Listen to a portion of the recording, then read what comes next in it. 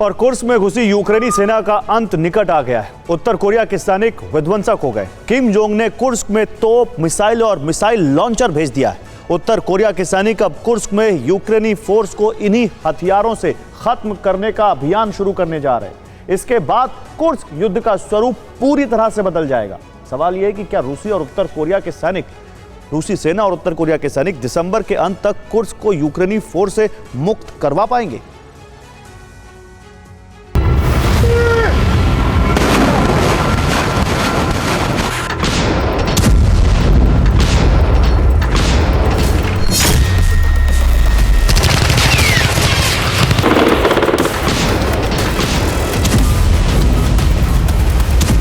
ये कुर्स्क की लड़ाई है जो सर्दी में बहुत विध्वंसक हो गई है।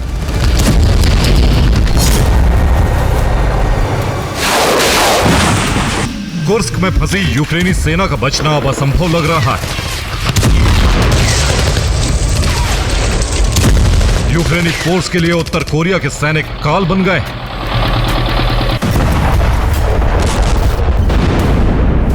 कुर्स्क की धरती यूक्रेनी सेना के लिए कब्रिस्तान बनने जा रही है। रूस के लिए किम की सेना ने यूक्रेन के खिलाफ बड़ा और विध्वंसक संग्राम छेड़ दिया है।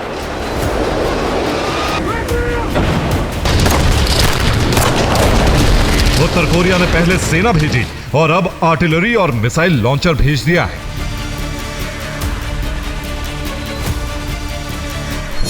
यूक्रेनी सेना को खत्म करने के लिए उत्तर कोरिया ने 10 कोक्सन तोप कुर्स्क पहुंचा दी है।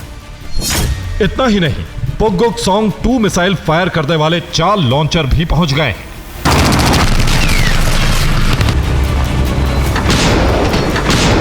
इसका मतलब यह हुआ कि उत्तर कोरिया के सैनिक सिर्फ तोप से ही नहीं बल्कि घातक मिसाइल से भी हमला करने वाले हैं। पोगोक-सॉन्ग 2 मिसाइल की रेंज 2500 किलोमीटर है। इस मिसाइल से हमले के साथ ही कुर्स्क का युद्ध बहुत ही खतरनाक हो जाएगा।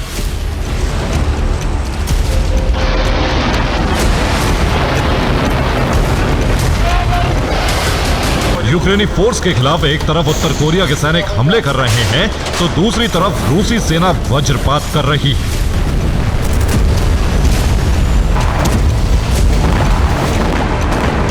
उत्तर कोरिया और रूस की सेना जिस तरह से संयुक्त हमले कर रही है उससे लग रहा है कि यूक्रेनी फोर्स का बचना असंभव है।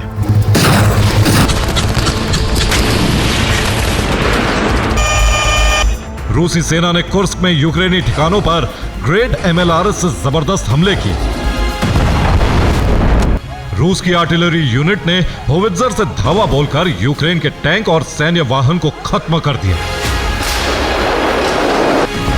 कुर्स्क में रूस की आर्टिलरी ब्रिगेड ने यूक्रेन की एक टुकड़ी को खत्म कर दिया। रूस के हमले में यूक्रेन का कमांड पोस्ट भी तहस नहस हो गया। कुर्स्क में रूस ने यूक्रेन के कई ठिकानों को फिर से अपने कंट्रोल में ले लिया है। कुर्स्क में रूस के Su-34 फाइटर जेट जबरदस्त बमबारी कर रहे हैं।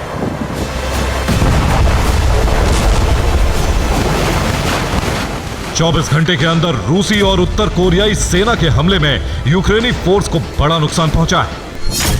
पुतिन और किम सेना के संयुक्त हमले से कुर्स्क में 24 घंटे के अंदर 300 से ज्यादा यूक्रेनी सैनिक मारे गए।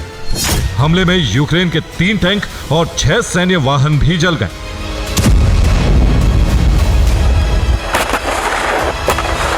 कुर्स्क में सूरत हाल यह है कि यूक्रेनी फोर्स के पास अब सरेंडर करने के विकल्प भी नहीं बचा है। ऐसा इसलिए क्योंकि रूस और उत्तर कोरिया के सैनिक ऑन द स्पॉट यूक्रेनी सैनिकों का संहार कर रहे हैं।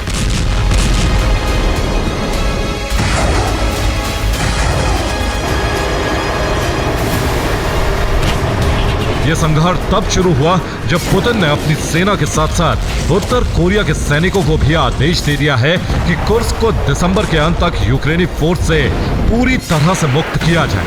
इसी के बाद कुर्स्क में रूस और उत्तर कोरियाई सेना का संयुक्त ऑपरेशन शुरू हो गया।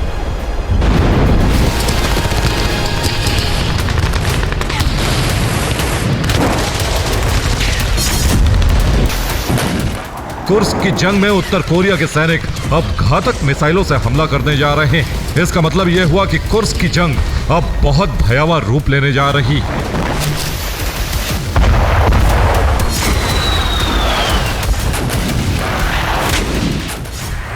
Bureau report, TV9 Bharatvarsh.